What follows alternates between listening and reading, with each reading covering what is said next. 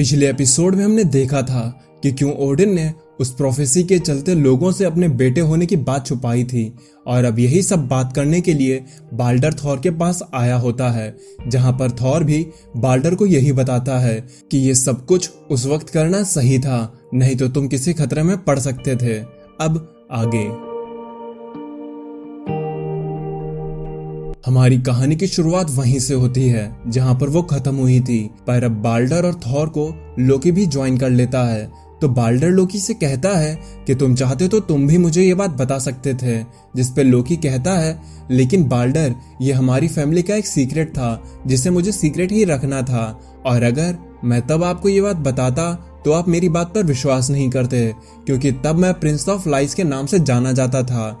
लेकिन अब मैं सुधर चुका हूँ, मैं वो गलतियां नहीं करना चाहता हूँ जो मैंने पहले कभी की थी। जिसके बाद लोकी वहां पर थॉर और बाल्डर के बीच में माइंड गेम खेल के उनको भड़काना शुरू कर देता है। बाल्डर थॉर से कहता है लेकिन अब तो रैग्नारॉक खत्म हो चुका था, तो तुम मुझे अब तो ये बात बता सकते थे। जिस पे थॉर कहता है कि मैंने भी ये बात सोची थी, लेकिन मैं ये जानता था कि अगर मैं तुमको तब बताता तो तुम तब भी मुझसे यही बात पूछते कि तुमने ये मुझे पहले क्यों नहीं बताया, और अपने इन्हीं सवालों के जवाब जानने में मुझे इतना टाइम लग गया। लेकिन मुझे हमेशा इस बात का अफसोस रहेगा कि मैंने तुमको ये बात पहले क्यों नहीं बताई। जिस पे लोकी कहता है खैर छोड़ो, कोई बात नहीं, देर से ही सही आप ये बात जाने तो, और अब से आप हमारी फैमिली का एक हिस्सा बन गए हैं, आप भी हमारे भाई बन गए हो। जिस पे बाल्डर लोकी को थैंक्स कहता है। लोकी थॉर से कहता है तो फिर अब हमारा नेक्स्ट स्टेप क्या होना चाहिए। तो थॉर पूछता है नेक्स्ट स्टेप से तुम्हारा क्या मतलब है लोकी। जिस पर लोकी कहता है अब जब हमारा भाई हमारी फैमिली में शामिल हो चुका है तो क्यों ना धूमधाम से एक जश्न मनाया जाए, क्योंकि बाल्डर को उसकी विरासत जो देनी है, क्योंकि बाल्डर अब एसगार्ड का नया प्रिंस बनेगा और उसकी ताजपोशी करनी होगी। और अब लोकी ने बहुत ही चालाकी से थॉर को हटाकर बाल्डर को नया राजा बनाने की बात कह के अपना नेक्स्ट मूव चल दिया है।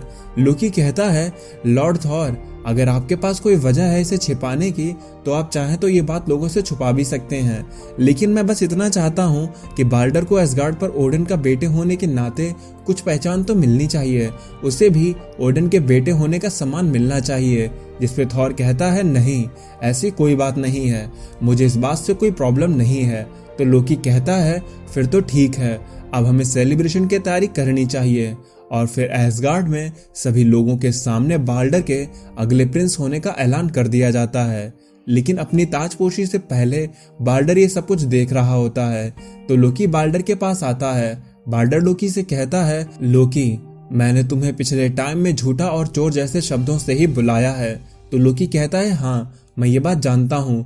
तो बाल्डर कहता है अगर ऐसा है तब तो ठीक है, लेकिन ये सब कुछ तुम्हारा पास्ट था, और अब जब तुमने अपना नया जन्म लिया है तो मैं देख रहा हूँ कि तुम पहली बार हम भाइयों के साथ कंधे से कंधा मिलाकर खड़े हो, इसलिए मैं तुम्हें एक चांस देता हूँ कि तुम इस चीज को बिल्कुल भी अब्यूज मत करना।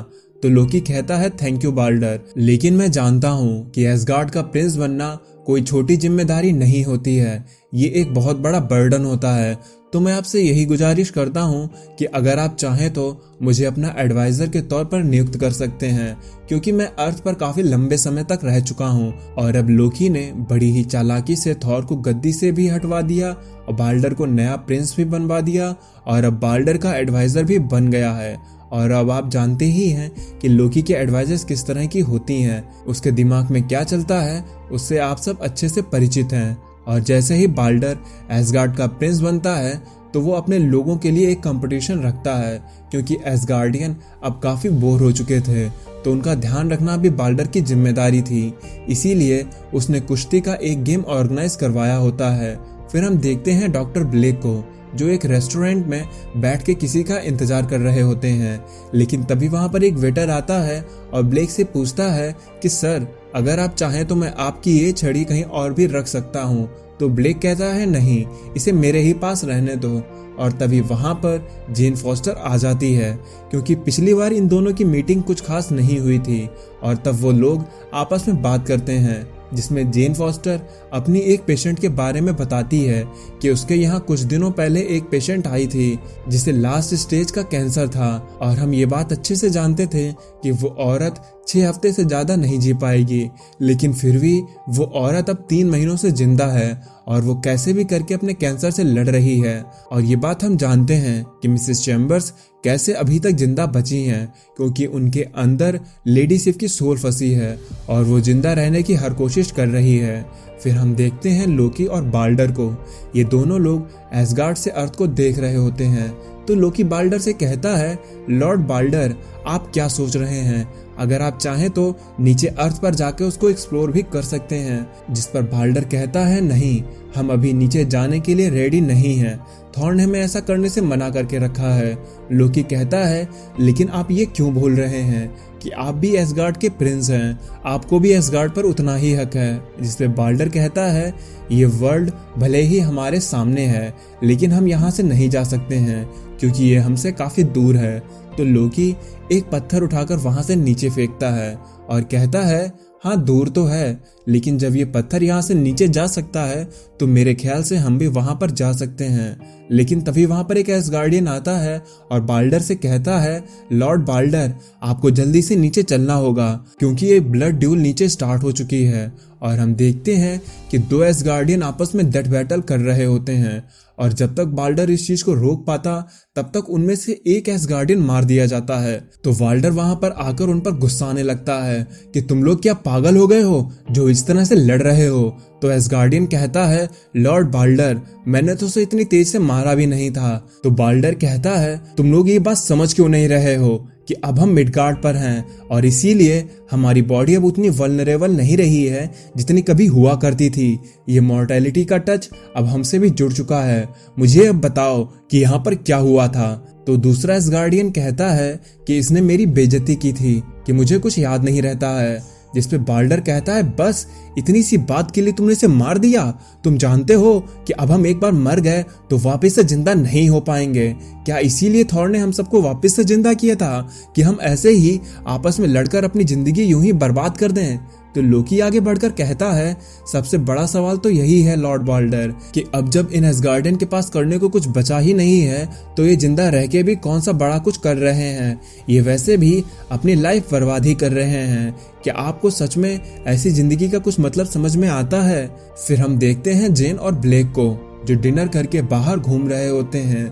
लेकिन तभी ब्लेक की नजर न्यूज पर चल रही खबरों पर पड़ती है क्योंकि ये वो टाइम है जब सिविल वॉर खत्म हुई है और कैप्टन अमेरिका मारे जा चुके हैं और कैप्टन को मरे हुए ज्यादा टाइम नहीं हुआ है। तो इसीलिए न्यूज में इस बात पर डिबेट चल रही है कि कैप्टन अमेरिका गद्दार थे या फिर अच्छे थे। तो ब्लेक ये देखकर जेन से कहता है, सॉरी जेन, मुझे माफ करना, लेकिन अब मुझे यहाँ से जाना होगा। मुझे एक बहुत जरूरी काम याद आ गया है, लेकिन मैं प्रॉमिस करता हूँ कि हम फिर से वापस मिलेंगे। और फिर तब ब्लेक कैप्टन अमेरिका की स्टैचू के पास आता है और कहता है, कैप्टन, मैं ये बात अच्छे से जानता हूँ कि हम दोनों एक दूसरे को अच्छे से नहीं जानते थे, लेकिन आप थॉर के बहुत अच्छे दोस्त थे, इसलिए मैं चाहता हूँ कि अब थॉर यहाँ पर आकर आपसे बात करे। और इतना कह के ब्लेक अपनी छड़ी को जमीन पर पटकता है और तभी वहां पर थॉर आ जाता है। थॉर कैप्टन की स्टैचू को देखकर कहता है, धूल, मिट्टी और मौत, यहाँ पर खालीपन के सिवा तुम्हारा कोई नामो निशान नहीं है मेरे दोस्त। मुझे याद है कि तुमने एक बार मेरा हैमर पकड़कर ये कसम खाई थी कि तुम हमेशा सच्चाई का साथ दोगे, इसीलिए तुम जहाँ कहीं पर भी मौजूद हो, लाइफ और डेथ के बीच में कहीं पर भी, तो मैं उन दीवारों को पेनिट्रेट करता हूँ और चाहता हूँ कि तुम मेरे सामने सम्मन हो। मेरा ये हैमर तुम्हें कहीं से भी ढूंढ निकालेगा, फिर तुम चाहे कहीं भी हो। इसलिए अवेंजर्स असेंबल। और इतना कह के थॉर अपने म्यूनिर से एक एनर्जी रिलीज करता है, लेकिन कुछ भी नहीं होता है। तो थॉर कहता है, ऐसा लगता है कि स्टीव रॉजर अब तुम सच में जा चुके हो। और थॉर जैसे ही वहां से जाने लगता है तो वहीं पर कैप्टन अमेरिका की स्पिरिट आ जाती है। कैप्टन की स्पिरिट थॉर को वापस से देखकर उसको वेलकम करती है और थॉर भी वापस से कैप को देखकर वेलकम करता है। फिर थॉर कहता है, मैं जानता हूँ कि तुम एक वॉरियर की डेथ मरे हो, लेकिन मैं ये भी जानता हूँ कि तुम्हारी डेथ कोई नेचुरल डेथ नहीं थी, वो एक मर्डर था। इसीलिए मेरे दोस्त, तुम मुझे उसका नाम बताओ जिसने तुम्हारा मर्डर किया था। तो कैप्टन कहते हैं, नहीं मेरे दोस्त, मैं जानता हूँ कि उस दिन जब मैं मरा तो इस वजह से ना जाने कितने लोग मारे गए। मैंने हमेशा ही अपनी कंट्री को प्यार किया है और उसको सर्व किया है, लेकिन कुछ लोगों ने मेरा सिंबल अपनी पॉलिटिक्स को चमकाने के लिए किया, और पॉलिटिक्स वो तो मुझे कभी समझ में आई ही नहीं। मैं आज भी न्यूज़ पर चल रही बातों को सुन सकता हूँ कि लोग मेरे बारे में क्या सोचते हैं, पर मुझे इसकी कोई परवाह नहीं है। मैं बस यही चाहता हूँ कि मेरा कंट्री और मेरे लोग हमेशा ही खुश रहें। फिर थॉर कहता है, लगता है मेरे दोस्त अब तुम्हारे जाने का समय आ गया है, क्योंकि कुछ जगह के दरवाजे ज़्यादा देर तक नहीं खुले रहने चाहिए। लेकिन मैं यही चाहूँगा कि तुम जहाँ कहीं पर भी रहो, तुम बस खुश और पीस में रहो। जिस पे कैप्टन भी थॉर को खुश रहने के लिए कहते हैं, और फिर कैप्टन की स्पिरिट वहाँ से चली जाती है।